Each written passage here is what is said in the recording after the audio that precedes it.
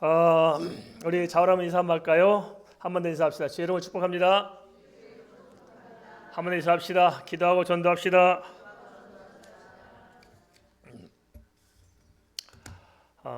초창기 예루살렘 교회는 성도들이 하나가 되어 세상의 핍박과 싸우면서 복음을 증거했던 강력한 교회였습니다. 거기에 대해서 사도행전 4장 32절은 이렇게 말씀하고 있습니다. 믿는 무리가 한 마음과 한 뜻이 되어 모든 물건을 서로 통용하고 자기 재물을 조금이라도 자기 것이라는 이가 하나도 없더라. 그런가 하면 사도행전 5장 42절은 또 이렇게 알려주고 있습니다. 그들이 날마다 성전에 있든지 집에 있든지 예수는 그리스도라고 가르치기와 전도하기를 그치지 아니하니라. 당시 예루살렘 교회는 온전히 성령의 강림으로부터 태동되었고 복음 전도의 현장에서 성령의 이적들이 지속적으로 나타나고 있었습니다. 따라서 성도들은 성령께서 친히 어떻게 역사하시는가를 보고 들으며 살았기에 영적으로 굉장히 생동감 있는 살아있는 그런 믿음을 가지고 하나님을 섬겼을 것입니다. 게다가 아나니아와 삽비라 사건까지 겪으면서 훈련이 되어서 하나님 앞에서 영적인 긴장감을 놓칠 수도 없었을 것입니다. 한데 이러한 상황에서 어이없게도 교회 안에는 영적인 분란이 싹트고 있었습니다. 사도행전 6장 1절을 함께 읽겠습니다. 그때 제자가 더 많아졌는데 헬라파 유대인들이 자기의 과부들이 매일의 구제에 빠짐으로 히브리파 사람을 원망하니 제자의 수는 날로 늘어가고 있었는데 그 이면에는 헬라파 유대인들이 자기의 과부들이 매일 시행하는 구제에 빠진 것으로 인해서 히브리파 사람들을 원망했다는 것입니다. 온 성도가 함께 기도하면서 생명을 걸고 복음을 증거하는 마당에 어떻게 소소한 문제로 교회 안에서 불평이 번질 수가 있었을까요? 하지만 아닙니다. 그 강력한 교회도 어느 한쪽에서 서서히 흑암이 일어나기 시작했던 것입니다.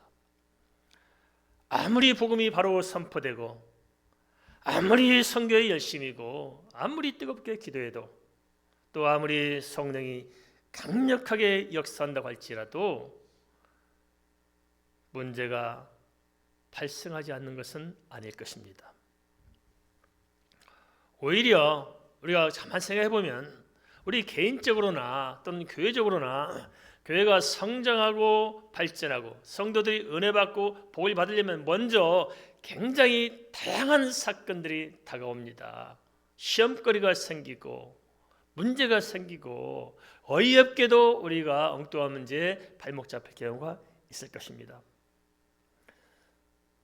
사단도 우리가 믿음으로 좀 성장하고 뭐 좀 하나님 앞에 좀 은혜 받을 만하면은 반드시 더 강하게 역사해서 은혜 받지 못하게 하고 믿음으로 성장하지 못하도록 하나님의 영광을 드러내지 못하도록 교묘하게 더 치밀하게 파고드는 사실들을 우리가 알 수가 있습니다. 여러분 언급한 바와 같이 사단은 전체적으로는 이렇게 문화를 통해서 파고 들어옵니다. 대표적으로 우리가 지금 교회가 지금 우리가 잘 이렇게 기도해야 될 것이 이렇게 동성애 아니겠습니까? 동성애 문제 이게 심각한 문제입니다. 동성애를 합법화가 되게 되면 이건 교회는 정말 치명타를 맞게 될 것입니다. 어쩌면 우리가 막아야 됩니다. 이게 그래서 각 지역적에 있는 국회의원들을 뒤에서 다 모가지 잡고 붙들어가지고 절대 그런 일을 못하도록 우리가 붙들어야 됩니다. 당신 동생하면 우리가 내가 표가 몇 명인지 아느냐, 당신 다음에 당선 못 될 거다 하고 우리가 운동을 벌여야 됩니다. 막아야 됩니다. 그러면 개인적으로는 뭐냐? 개인적으로는 우리 정서를 파고들어요. 정서를, 그죠? 사람 마음의 정서를 파고드는데 참 이게 어찌할 수가 없어요. 아담과 하와가 선악과를 보고 생각했을 때 하나님의 말씀이 마음에 와닿았어요? 뱀을 통해 들은 말이 마음에 와닿았어요? 전자입니까 후자입니까? 후자예요. 항상 하나님은 내 편이 아닌 것 같고 사단이 내 편 같아요. 이게 우리 정서가 참 이렇게 타락해가지고 그쪽이 맞는 거예요. 이렇게 열받으면 쏘아 붙인 게 좋아요? 용서하고 참는 게 좋아요? 쏘아 붙이고 싶죠? 그래, 이 정서가 우리가 병들어서 그렇다는 거예요. 그래서 그런 것을 알기 때문에 사단이 교묘하게 그런 것을 살살살 긁으면서 파고 들어오는 거예요. 예루살렘 교회도 마찬가지였습니다. 헬라파 과부들이 매번 구제에서 빠지게 되자 헬라파 유대인들의 마음이 섭섭해진 거예요.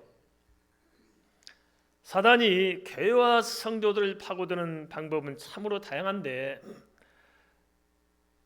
가장 교묘한 게 뭘까요? 우리 겪어봤을 때 경험상 가장 교묘한 게 뭘까요? 그것은 섭섭한 마음을 갖게 하는 거예요. 안 그렇습니까? 섭섭해. 뭔지 모르게 섭섭해.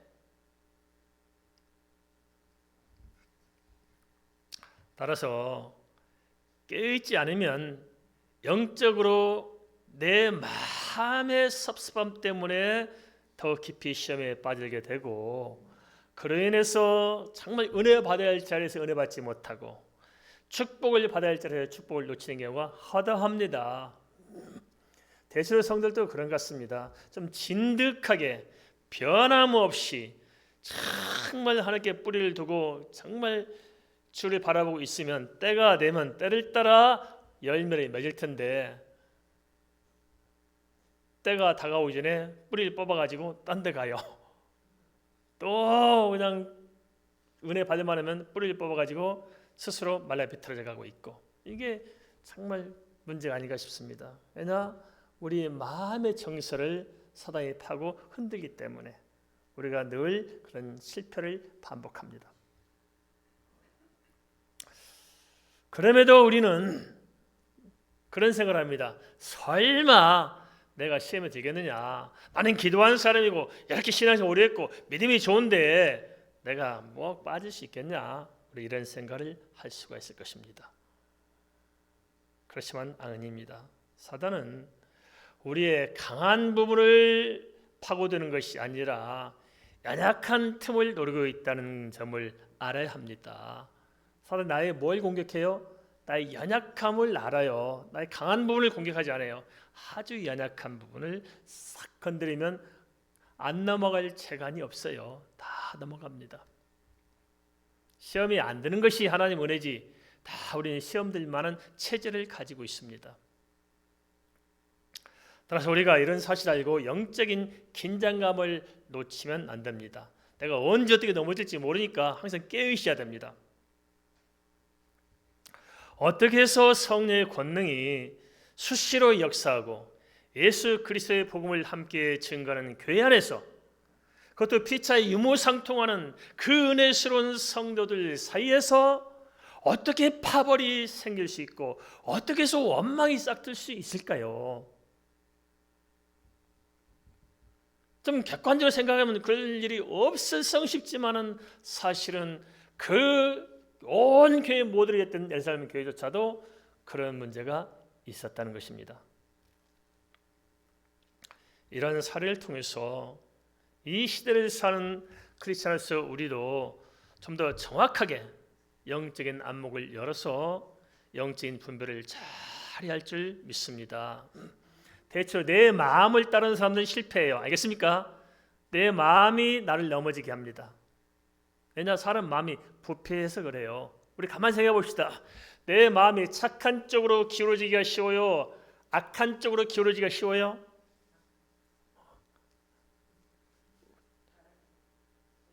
어느 쪽이 쉬워요? 신랑하고 싸웠어요. 배 죽이고 싶은 마음이 먼저 들어요? 불쌍한 마음이 먼저 들어요? 배 죽이고 싶죠. 새끼들이 속삭이면 어떻게 해요? 저걸 그냥 호적에서 파버리고 싶어요. 그냥 사랑하는 마음이 생겨요. 호적에서 파버리고 싶죠. 어쩌면 꼭 집이 닮아가지고 저러는지, 그죠? 파버리고 싶죠. 그래요, 사람은. 저는요. 저는 어느 쪽일까요? 대답하기 곤란하죠. 아유, 대답에 따라 목사도 시험 들 수가 있어서 그래요. 우리가 그래서 내 마음에 따라서 사는 사람들은 거의 실패해요. 알겠습니까? 알겠습니까? 내 마음을 중심에 쏘지 말고 내 마음이 그렇게 잡잡해질수록 하나님의 음성을 들여야 됩니다. 그래야 삽니다. 그래야 깨어있을 수가 있어요. 그래야 실패하지 않을 수 있어요. 보면 그렇습니다. 바람난 사람 보면 누가 왜 그렇게 바람났을까요? 제가 한번 가본 적이 있거든요. 본 적이 있을 건데, 야, 지 말은 참 훌륭한데 거기서 하고 많은 사람이 골라가지고 그렇게 사는지 모르겠더라고요. 우리 교회도 또 여자분이 한번 나오셨어요. 아주 외모가 좋고 멋있던 분이 계셨거든요. 그런데 이분이 굉장히 바람꾼이 여자분이 그냥 뭐 그래서 제가 그 신랑이 저를 찾아왔어요. 만났어요. 신랑은 아주 키도 얼마나 큰지 아주 탤런트처럼 생겼다. 너무 잘생겼다고. 신랑이 멋있고 잘생기고 잘생겼는데 제가 그 바람난 사람들 가서 남자를 만났거든요. 또 봤거든요. 근데 하고 많은 사람이 저런 걸 골라가지고 그럴까 싶더라고요. 야, 근데 제가 도무지 이해가 안 되더라고요. 좀 지 신랑보다 나은 사람에게 바람났다면 제가 이해라도 되는데 어떻게 남자인 제가 봤을 때 저런 한심한 인간들을 그렇게 뻥갔을까? 그게 뭐예요? 사단이 주는 마음입니다. 알겠습니까? 그래서 내 마음을 쫓아가면은 다 극골 납니다. 알겠습니까? 내 마음에 속지 마시기 바랍니다. 할렐루야! 이렇게 해놓고도 또 땀만 품고 있는 분 계시죠? 마음을 좀 바꿔요. 알겠습니까? 나를 믿지 마세요. 알겠습니까? 내 마음을 의지하면 다 넘어지게 돼 있어요. 속지 마시기 바랍니다. 그러면 당시 예루살렘 교회는 헬라파 사람들의 원망으로 인해서 벌어진 교회의 시험을 어떻게 풀어갔을까요? 사도행전 6장 2절에서 4절은 이렇게 말씀하고 있습니다. 함께 읽겠습니다. 12사도가 모든 제자를 불러 이르되 우리가 하나님의 말씀을 제쳐놓고 접대를 일삼는 것이 마땅하지 아니하니 형제들아 너희 가운데서 성령과 지혜가 충만하여 칭찬만 사람 7을 택하라. 우리가 이 일을 그들에게 맡기고 우리는 오로지 기도하는 일과 말씀 사역에 힘쓰리라 하니. 첫째, 사도들은 제자들을 불러서 서로 상의했다는 것입니다. 당시 성도들의 수는 대략 2만 명 정도로 추산하고 있는데 아무리 세심한 사도들이라 하더라도 무슨 수로 그 많은 사람들의 사정을 일일이 알아서 돌볼 수 있었을까요? 이런 점들을 헤아려 볼 수 있으면 좋을 텐데 그러지 못하기에 사단에게 마음을 빼앗기는 것이 아닐까요? 좀 상대방의 입장을 좀 헤아려 보면 되는데 자기 입장만 중요하지 상대방의 입장을 헤아려 볼 줄 모르기 때문에 항상 자기식으로 판단하고 자기식으로 오해하다가 결국 발목에 붙들린 것이 아닐까요? 그래서 사도들은 대화가 필요한 사실을 알고 대화의 자리를 마련했습니다. 시험거리가 생기면 먼저 마음을 열고 대화하는 것이 필요하지 않을까 싶습니다. 교회도 그렇습니다. 대화하십시다. 알겠습니까? 이야기하다 보면 정말 내가 엉뚱한 생각을 품고 있다는 사실들을 잘 압니다. 상대방이 전혀 그렇게 생각하지도 않는데 나 혼자서는 그냥 내 생각에 빠져 있는 것이지 대화하고 보면 전혀 그게 아니었다는 것을 알게 되고 또 엉뚱한 문제를 내가 혼자만 생각했던 사람들을 알게 될 것입니다. 대화가 필요합니다. 알겠습니까? 대화하십시오. 가정에서도 대화가 필요합니다. 자식들과도 대화를 많이 하면 오해가 없을 수 있어요. 알겠습니까? 부부지간도 대화하십시다. 교회도 대화가 필요해요. 알겠습니까? 터놓고 이야기하면 우리가 오해가 쌓일 이유가 없을 것입니다. 둘째, 사도들은 엄하고 불평하는 헬라파 사람들을 책망했어요? 책망하지 않았어요? 책망하지 않았습니다. 문제의 원인을 그들에게서 찾지 않았다는 거예요. 책망하고 판단하면서 니들의 문제다고 그 속에서 문제의 원인을 찾으려는 것이 아니고 사도들이 참 훌륭한 점은 뭐냐면 그 어떤 문제를 일으킨 사람들이 명확함에도 불구하고 그들 탓으로 돌리지 않고 내 탓으로 돌리고 내 안에서 문제의 원인을 찾았다는 것입니다. 알겠습니까? 이게 성숙한 크리스찬의 모습이 아닐까요? 내 안에서 문제를 찾아볼 수 있고 원인을 찾는 것. 이게 진짜 크리스찬들의 바람직한 삶의 태도가 아닐까요? 사도들은 복음 전하는 일을 놔두고 구제하는 일을 앞세워 이런 일을 자초했음을 깨닫고 시인한 것입니다. 자기들의 뜻을 감추려고 한 것이 아니라 자기들의 허물, 자기들의 부족함을 오픈할 수 있었다는 것이 얼마나 중요한 일이었을까요?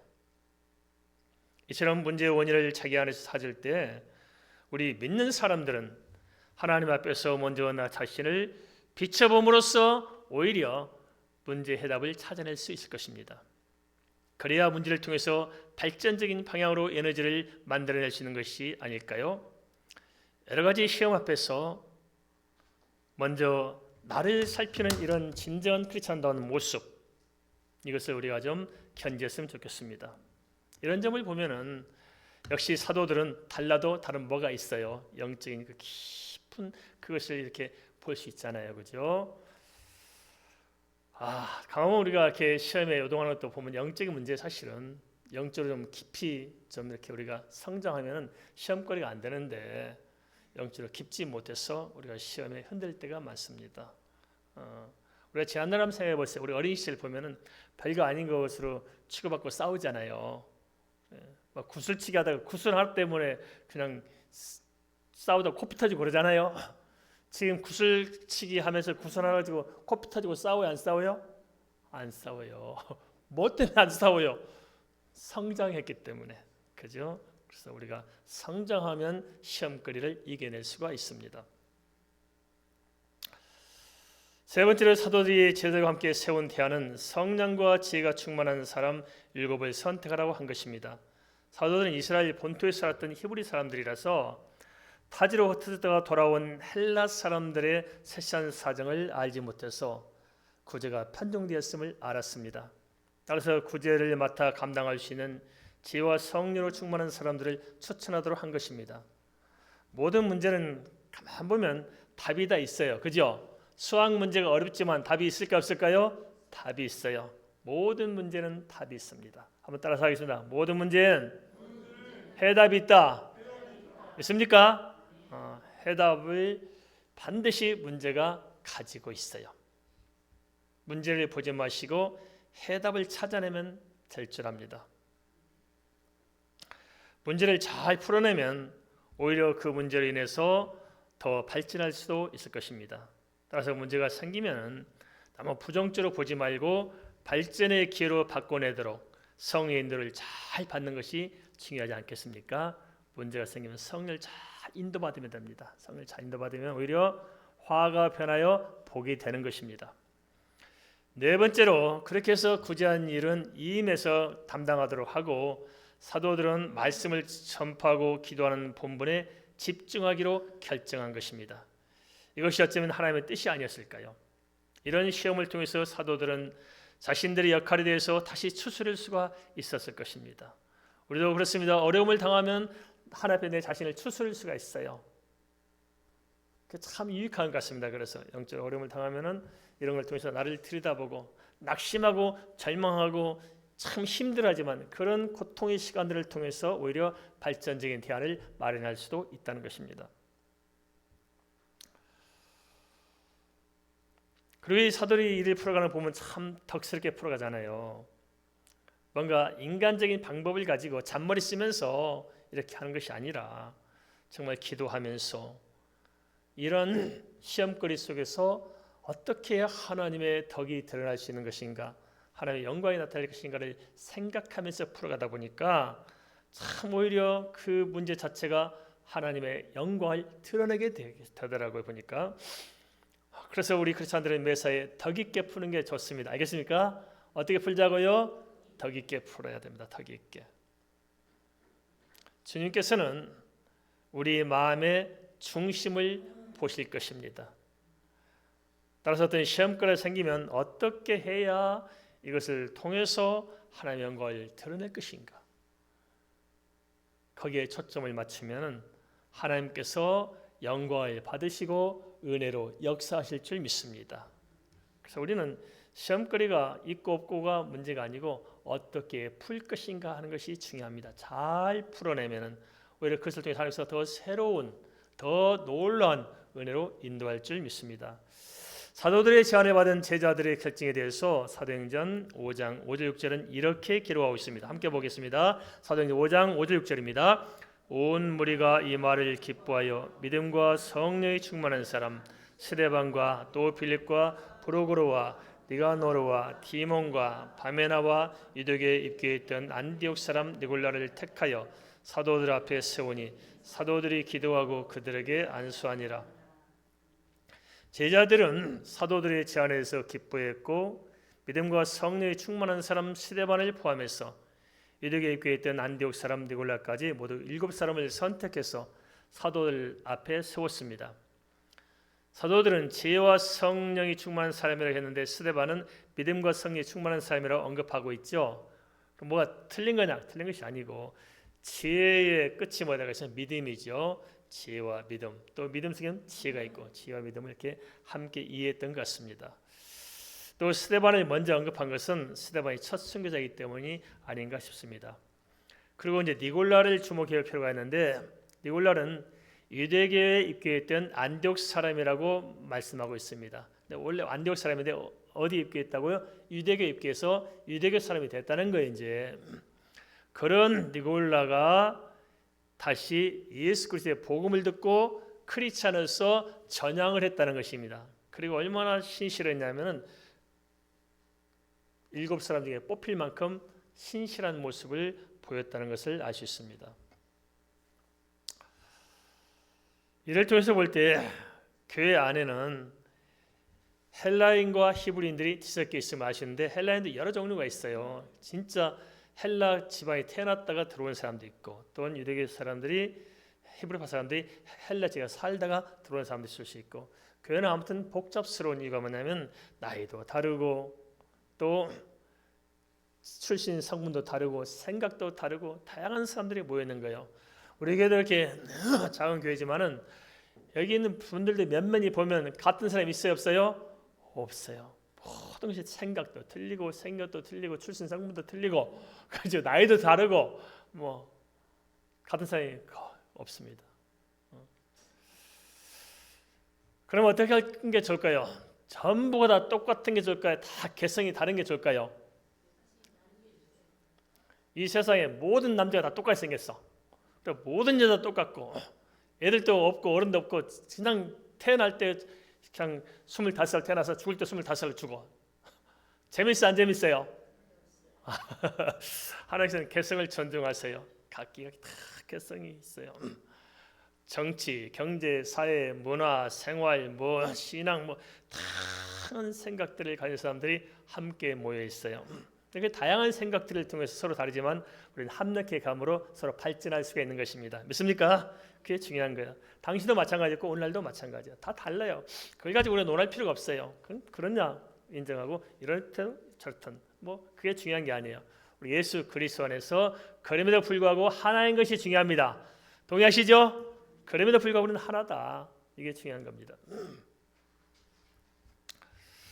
또 하나 사도행전 6장 5절 6절에서 언급한 7사람의 이름을 우리가 살펴볼 필요가 있는데요. 이 이름은 몇 명이 가만 보면 이 사람 다 어떤 이름이냐면 헬라식 이름을 가지고 있다는 거예요. 헬라식 이름을. 한편에서는 당시 히브리 사람들도 헬라식 이름을 지는 사람이 있었다고 하지만은 전반적인 대세적인 어떤 의견은 뭐냐면은 사도들이 의도적으로 7사람을 뽑으라 했을 때 제자들이 의도적으로 아예 헬라 사람들만 뽑았다는 거예요. 그러면 왜 제자들은 헬라 사람들만 뽑았을까? 뭐 헬라 사람들 있고 히브리 사람도 있어야 될 텐데 헬라 사람들 왜 뽑았을까? 근데 그게 바로 제자들의 신실함에서 나온 것이 아니겠느냐? 왜 그럴까요? 그것은 그동안 누가 소외됐었어요? 헬라 사람들이 소외됐잖아요. 왜 헬라 사람들이 소외될 수밖에 없었을까요? 그것은 이 사도들이 히브리 사람들이니까 히브리 사람들의 사정을 잘 알까요? 헬라 사람들 사정을 잘 알까요? 히브리 사람들 사정을 잘 아는 거예요. 그래서 히브리 사람들 어려움을 보고 히브리 사람들에게 많이 이렇게 구제를 했는데 헬라 사람들은 형편을 모르니까 구제가 잘 안 된 거예요. 그래서 문제가 생긴 것입니다. 이건 의도적으로 그렇게 했던 게 아니고 그냥 어쩔 수 없는 상황에 내몰려 있었다는 것입니다. 그래서 이제 제자를 하여금 7사람을 추천했더니 제자들이 그런 사정을 알고 그동안 소외되었던 헬라 사람들을 우선해서 그들을 중심으로 그들을 도울 수 있는 사람을 뽑다 보니까 자연스럽게 헬라 사람들 7을 뽑게 되었다는 것입니다. 이것을 보면 그 밑바탕에 깔린 것들이 참 우리가 살펴볼 게 있습니다. 뭐냐?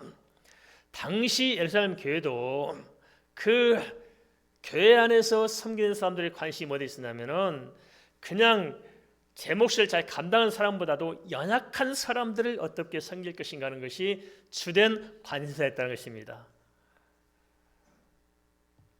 좋은 교회란 뭘까요? 우리 교회 이름은 좋은 교회잖아요. 좋은 교회. 제가 전도하니까 어느 분이 물어봐요. 저한테 무슨 교회입니까? 그러니까 좋은 교회에서 왔습니다 하니까 하는 저한테 지네 교회만 좋은 교회인가 그러더라고요.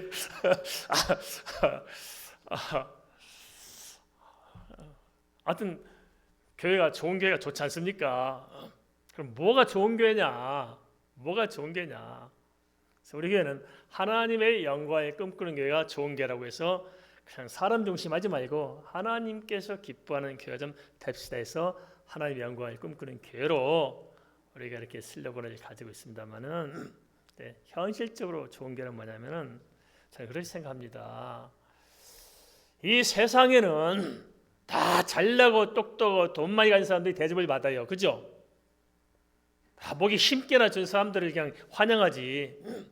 교회는 바뀌어야 된다는 거예요. 바뀌어야 된다. 예수님처럼 가난한 사람들이 우선돼야 되는 것이고 소외받은 사람이 우선돼야 되는 것이고 상처받은 사람들이 편안해야 돼요. 알겠습니까?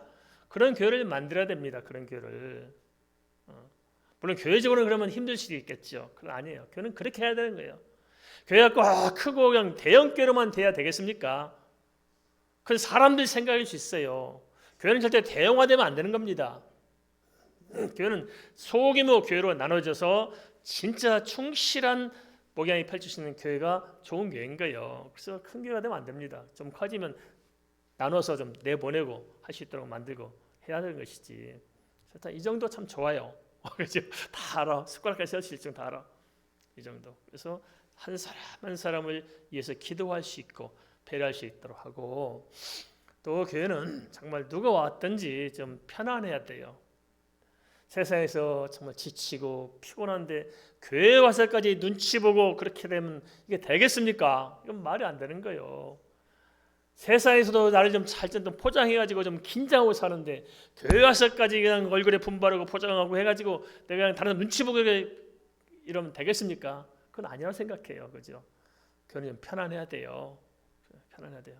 그래서 저는 참 교회 예배 시간에 좋으시는 분들을 참 인정할 수 있습니다. 얼마나 편하면 주무시겠어요. 코까지 골아가면서 하는데 괜찮아요. 저라도 괜찮고 상관없어요. 교회 오면 편해야죠. 안 그렇습니까? 그래 자꾸 눈치 보고 부담스럽고 이거 안 되는 거예요. 특별히 어떤 분들 전담은 그런 분들 계셔요. 목사님 나중에 교회 가겠습니다. 왜요? 할 일 좀 해놓고 가겠습니다. 뭔가 해가지고. 그래서 그분들 생각이 뭐냐면 내가 지금 초라한 모습으로는 교회 갈 수 없다 이거 아니에요. 내가 좀 성공 좀 해가지고 다 갖추고 딱 가서 좀 기분 좀 내고 이렇게 해야 내가 교회 다닐 맛이 생기는 거지. 나 초라한 모습 보여주기 쉽지 않다. 아니에요. 꿈을 깨야 됩니다. 그런 사람 치고 또 뭐 되지도 않아 또. 어떤 사람은 또 피해 다녀요. 어려울 땐 피해 다니고 잘날 땐 나타나고 싶어. 아니에요. 교회는 가정과 같아야 됩니다. 알겠습니까? 가정과 같아야 돼요. 가정 안에서는 건강한 자식들에게 관심이 가요? 연약한 자식들에게 관심이 가요? 그렇습니다. 교회도 똑같아져야 돼요. 우리 김기한 목사 아들이 둘이에요. 신영이, 세영이 둘인데 세영이는 공부도 잘하고 똑똑하고 잘생긴 둘째. 첫째 신영이는 태어날 때부터 다운 증후로 태어나서 학문도 없이 태어나가지고 춤도 지금도 흘려가고 그렇게 정말 뭘 가리는 게 제대로 못 가려요. 저는 일단 새해가 좀 나타나면 그런데 신해가 나타나면 초긴장을 해요. 뭔 사건이 될지 모르는데 그런데 우리 김기한 목사 큰아들이 신영인데 우리 김기한 목사는 신영이를 너무너무 사랑하대요. 그래서 신영이는 이렇게 유튜브 찍어서 늘 올려요. 신영이 하루하루 삶을 다 올리고 오래 보니까 신영이가 춤을 질질 흘리는데 그러고 비비고 그러더라고요. 맞다. 이게 가정이다. 사람 생각은 고아원 가면 잘생긴 애들 많은데 주고 좀 돈 좀 주고 좀 바꾸면 안 될까? 좀 바꿔오지 뭐. 그 키워서 뭐 있냐? 고아원에 가면 잘생긴 애들 니 주고 좀 잘난 애들 좀 바꿔다고 또 키우면 좋지. 돼요 안 돼요? 교회가 이와 같습니다. 교회는 연약한 사람들을 더 소중히 생각하고 더 사랑하고 알겠습니까? 그러면서 우리가 성장하는 거예요. 아시겠죠? 이런 교회가 교회 아닐까요? 그런 좋은 교회를 좀 만들어야 되는데 근데 당시 보니까 예루살렘 교회가 그랬다는 거예요. 이 제자들이 헬라 사람들이 얼마나 힘들까? 얼마나 힘들었으면 저런 말이 나올까? 저분들이 그런 말을 하기까지 얼마나 힘들었을까? 그 입장을 잘 헤아리면서 그들을 잘 배려할 수 있도록 7사람을 뽑으라니까 그런 사람들을 배려할 수 있는 사람들 7을 뽑았던 거예요. 정말 좋은 교회였죠.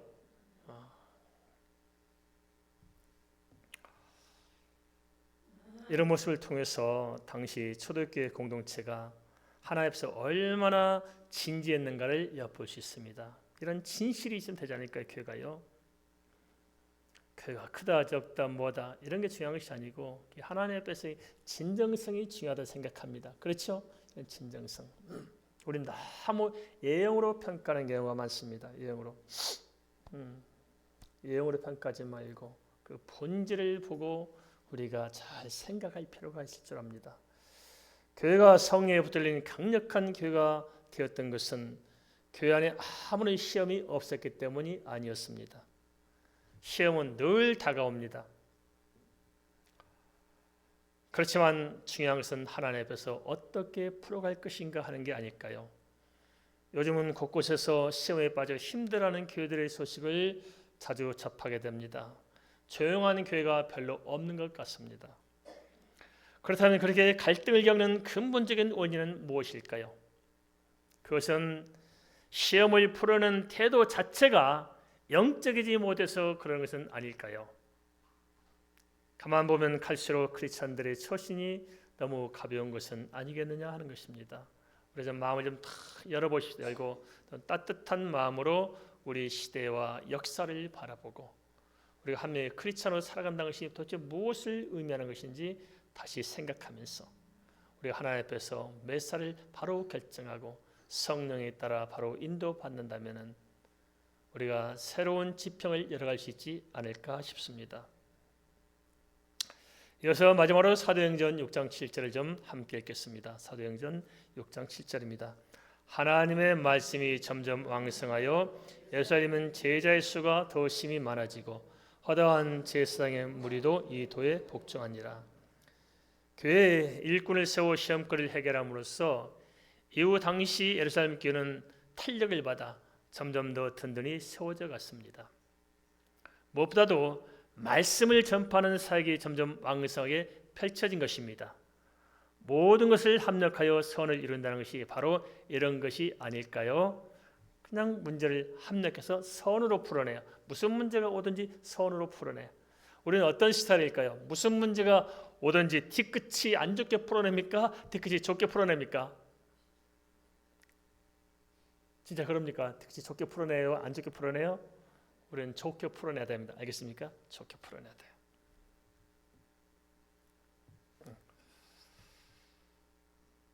시험을 거침으로써 우리 예수 믿고 교회에 출석하여 예수 그리스도를 따르는 제자의 수가 더 많아졌던 것입니다. 놀라운 것은 그중에는 허다한 유대교 제사장들도 예수 믿고 교회에 나오게 되었다는 것입니다. 유대교의 제사장들은 대제사장들을 도왔던 사람들로 예수 그리스도의 십자가 부활을 증거한 일에 반기를 들고 알레르기를 일으켰던 그런 사람들이었습니다. 예수님 당시에 유대인 일반 제사장들과 레인들은 모두 한 18,000명 가량 했다고 합니다. 18,000명. 근데 그 중에서 이제 보통 일반 레인들은 한 10,000명 정도 됐고요. 그 다음에 제사장 그룹이 한 8,000명 정도 됐다고 합니다. 8,000명.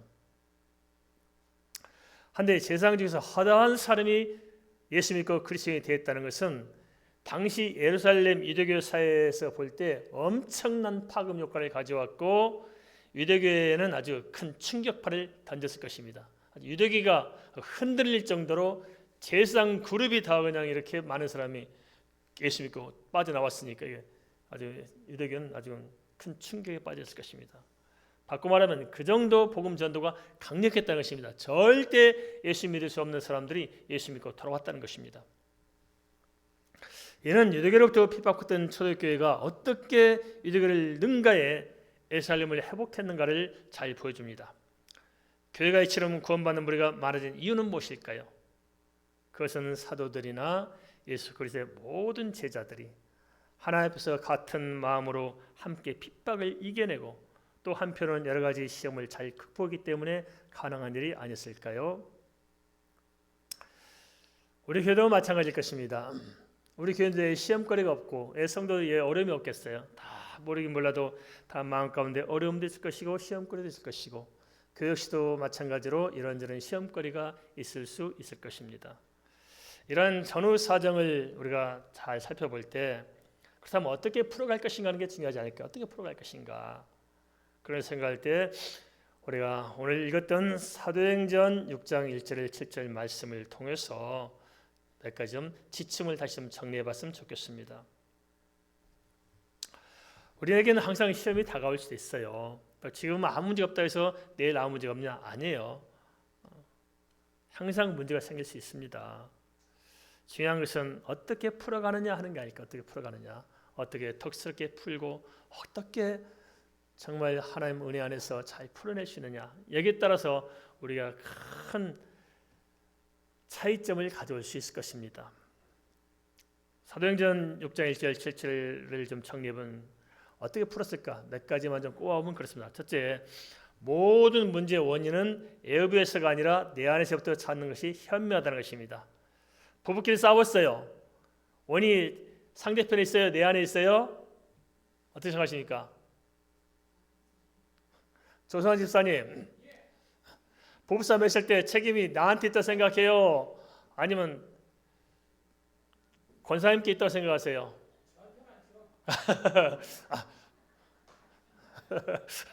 확실합니까? 김문수 권사님 아닌 것 같다고 생각하신 것 같은데 근데 그게 쉽지 않더라고요. 저도 항상 그랬거든요. 싸우면 우리 집은 당신이 문제야. 정말 당신이 문제야. 나 이렇게 살았거든요. 근데 저만 그렇게 생각한 줄 알았더니 또 우리 김선희 사모께서도 마찬가지예요. 당신이 문제야. 그런 것 같아요. 이게 도대체 해결할 길이 없어요. 서로 그렇게 생각하니까 해결할 실마리 없어요. 한번 이렇게 해봅시다. 손가락 펴보세요. 이렇게 당신이 문제야. 이렇게 펴서 확실히 이렇게 해보세요. 당신이 문제야. 자, 이럴 때 보면 손가락 하나가 누구한테 갑니까? 하나님의 문제야. 하나는 당신이한테 오고 세 개 누구한테 와 있으니까 나한테. 그러니까 내가 문제야. 알겠습니까? 내가 문제다. 그래서 무슨 문제 생기면 내가 잘못 생각하고 있을 것이다. 내가 잘못된 거지. 이렇게 생각하면 마음이 더 편해져 오히려. 안 그렇습니까?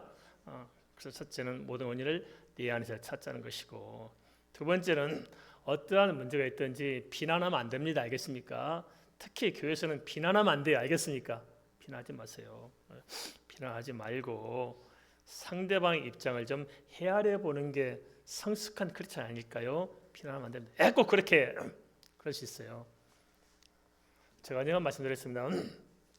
제가 존경하는 윤담농 선생님, 국어 선생님이셨는데 제가 불러가지고 둘이서 이제 대화하던 때 윤담농 선생님이 저한테 남긴 교훈이 하나가 있어요. 저한테 이렇게 말씀하셨는데 예전에 한번 제가 들려드렸을 거예요. 이렇게 알려주더라고요.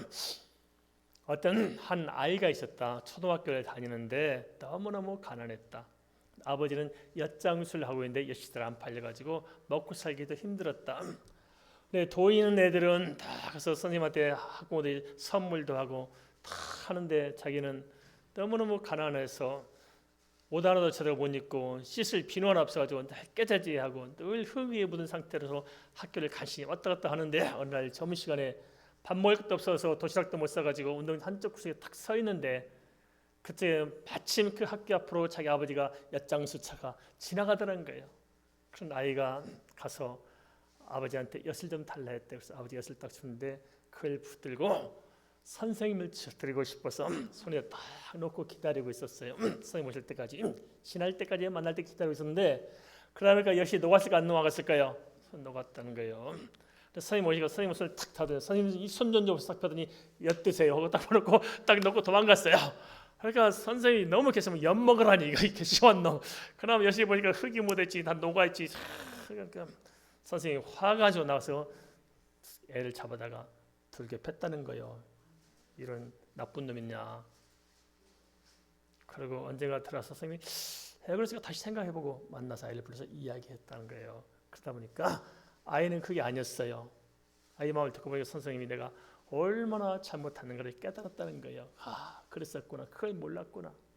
그래서 우리가 상대방의 입장에서 헤아려 보면은 실마리가 풀릴 수 있지 않겠습니까? 그죠?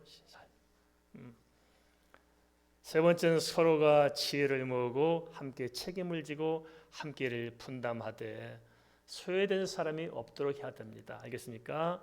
우리 좋은교회도 소외된 사람이 없길 바랍니다. 소외되면 안 돼요, 교회가. 그죠? 소외되면 안 됩니다.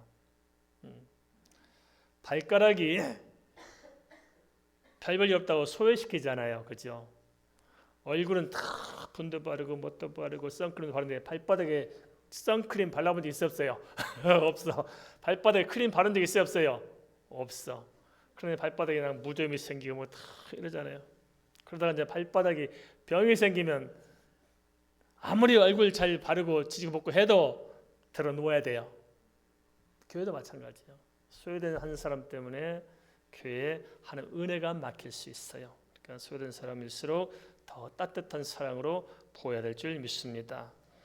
네 번째는 어떤 경우는 교회가 나아갈 방향은 뭐냐? 그것은 오로지 말씀과 기도에 집중해야 되는 것입니다. 알겠습니까? 어떤 경우도 교회는 말씀이 살아있고 기도가 살아있는 교회는 다시 회복할 수가 있어요.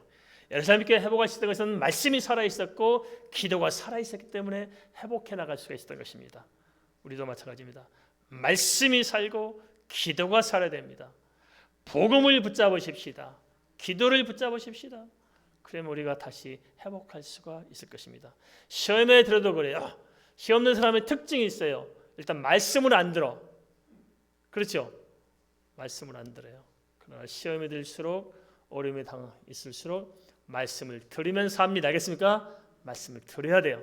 더 기도하고 더 말씀 듣고 하면 회복될 수 있는데 거꾸로 시험 들수록 말씀 안 듣습니다. 그래서 병이 중해지게 되는 것입니다. 오늘 이 시대에 우리에게도 비슷한 일들이 끊임없이 반복될 수 있습니다. 이럴 때면 어찌할 것인가? 오늘 우리의 처신에 따라서 교회도 그렇고 각자에게도 앞으로 인생의 방향이나 은혜의 분량이 달라질 것입니다. 따라서 교회 안에서든지 아니면 내 안에서든지 시험거리가 다가온다면 이를 오히려 성장의 발판으로 삼는 지혜가 필요할 줄 압니다. 성장하려면 성장통은 피할 수 없습니다. 하나님께서 왜 교회 안에 시험거리를 그냥 허용하시고 왜 우리가 시험이 들도록 허용하실까요? 그래서 우리가 시험 들어서 우리가 좌초하도록 교회가 시험 들어서 무너지도록 그렇게 시험거리를 주실까요? 아닙니다. 그런 걸 통해서 성장통으로 삼아서 더욱 성장하도록 주님께서 허용해 주신 것입니다. 따라서 우리가 좀 잘 해석하십시다. 어려움이 다가올 수도 있고 시험거리가 다가올 수도 있고 힘든 일이 있을 수도 있어요. 그래서 우리는 주님의 눈으로 영적으로 일들을 잘 바라보고 사도들처럼 깊이 있게 풀어내십시다. 그러면 오히려 화가 변하여 보게 되고 합력하여 선을 이룰 줄 믿습니다. 함께 말씀을 잠깐 기도하겠습니다.